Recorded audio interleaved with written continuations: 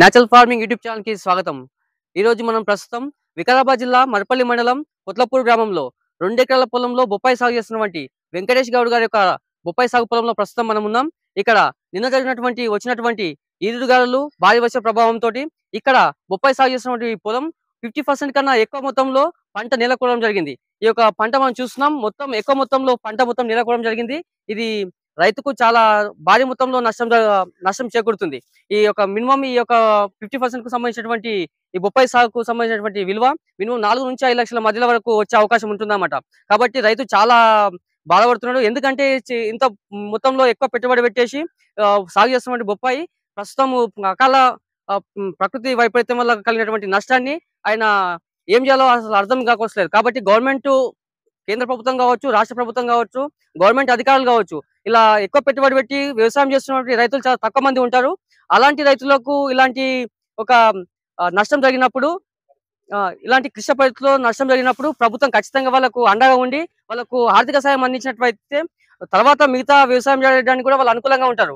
ఒకవేళ వాళ్ళకు ఇలాంటి ఎదురు దెబ్బ తగిలినప్పుడు గవర్నమెంట్ ఖచ్చితంగా వాళ్ళని ఆదుకోవాలి.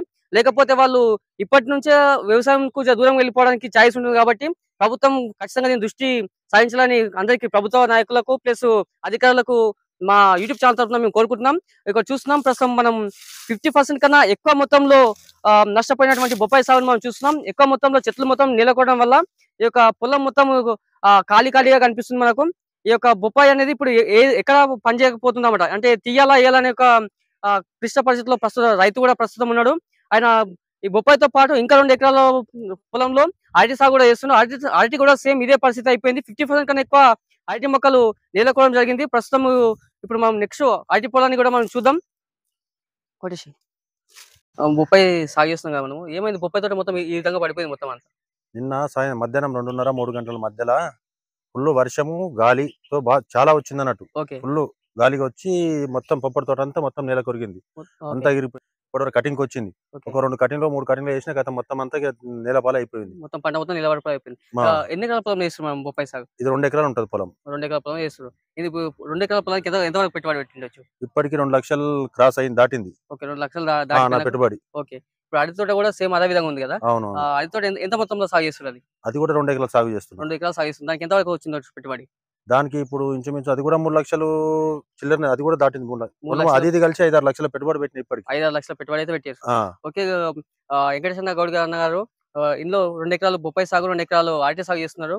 నిన్న వచ్చినటువంటి భారీ ఈదుగాల ప్రభావంతో పంట మొత్తము నీలరాడిపోవడం జరిగింది. అధిక మొత్తంలో పంట నష్టం అనేది జరిగింది అన్న దగ్గర. పంట యొక్క నష్టపరిహారం అందించినట్లయితే మిగతా రైతులు కూడా వ్యవసాయం చేయడానికి ముందుకు వస్తారు. ఎందుకంటే ఎక్కువ మొత్తంలో పెట్టుబడి పెట్టేసి వ్యవసాయం చేస్తున్న రైతులు చాలా తక్కువ మంది ఉంటారు. కానీ ఆ తక్కువ మందిలో రైతులు చాలా ఎక్కువ మొత్తంలో పెట్టుబడి పెట్టేసి ఇంత మొత్తంలో పంట సాగు చేస్తున్నటువంటి రైతులకు ఈ విధంగా పంట నష్టం జరగడం వల్ల వాళ్ళు వెనుకపోవడం జరుగుతుందన్నమాట వ్యవసాయం నుంచి. ఖచ్చితంగా ప్రభుత్వ అధికారులు ఎవరైతే ఉంటారో వాళ్ళు ఖచ్చితంగా గమనించి ఇటువంటి పంటకు వచ్చేటువంటి పంట యొక్క నష్టపరిహారాన్ని ఖచ్చితంగా రైతులకు అందించాల్సిందిగా కోరుకుంటున్నాం. 2 ఎకరాల పొలంలో బొప్పాయి సాగు చేస్తున్నాడు. మరి 2 ఎకరాల పొలంలో అరటి తోట సాగు చేస్తున్నటువంటి వెంకటేష్ గౌడ్ అన్నగారి యొక్క పొలంలో ప్రస్తుతం మనం ఉన్నాం. ఈ యొక్క బొప్పాయి సాగు అనేది ముందు మనం ప్రీవియస్ వీడియోలో బొప్పాయి సాగు గురించి తెలుసుకున్నాం అన్న దగ్గర. ఈ బొప్పాయి సాగు అనేది ఏ విధంగా చేయాలనే విషయాన్ని మొత్తం అన్న దగ్గర అడిగి తెలుసుకునే ప్రయత్నం చేసినాం. ఇప్పుడు నిన్న కురిసినటువంటి అకాల వర్షం వల్ల ఈదురుగాల ప్రభావంతో బొప్పాయి తోట పూర్తిగా 50%, 55% కన్నా ఎక్కువ మొత్తంలో పంట నష్టం జరగడం జరిగింది. దాని యొక్క విలువ ప్రస్తుతం 3-4 లక్షల విలువ చేసినటువంటి బొప్పాయి తోట ఈ వర్షాకాలం వల్ల వర్షం వచ్చినటువంటి ఈదురుగాల ప్రభావం వల్ల పంట మొత్తం నీళ్ళు రావడం జరిగింది. రైతుకు 3-4 లక్షల నష్టం రైతుకు చేకూరడం జరిగింది. కాబట్టి ప్రభుత్వం దీన్ని దృష్టి సాధించాలి.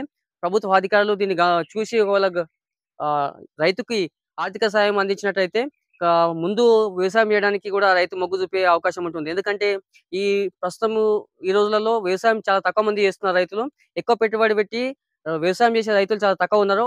ఒకవేళ ఎక్కువ పెట్టుబడి పెట్టి వ్యవసాయం చేసే రైతులకు ఇలాంటి అకాల వర్షం వల్ల ఈదురుగాల ప్రభావం వల్ల పంట నష్టం జరిగినట్టయితే పంట నష్టానికి కావచ్చు గవర్నమెంట్ ఆర్థిక సాయం అందించినట్లయితే పంట యొక్క నష్టపరిహారం అందించినట్లయితే రైతులు ఖచ్చితంగా వ్యవసాయం వైపు మొగ్గు చూపుతారు. లేకపోతే ఇలాంటి భారీ నష్టం జరగడం వల్ల రైతులకు ఒకవేళ ప్రభుత్వం ఎలాంటి అండగా నిలవకపోతే రైతులు వ్యవసాయం నుంచి దూరంగా వెళ్ళిపోవడం జరుగుతుంది. కాబట్టి ఖచ్చితంగా గవర్నమెంట్ అధికారులు ఎవరున్నా గానీ స్పందించాలి. ఖచ్చితంగా స్పందించి ఇలా పంట నష్టం వెంకటేశ్వర అన్నగారు ఇంకో 2 ఎకరాల పొలంలో అరటి తోటను కూడా సాగు చేస్తూ ఉంటారు.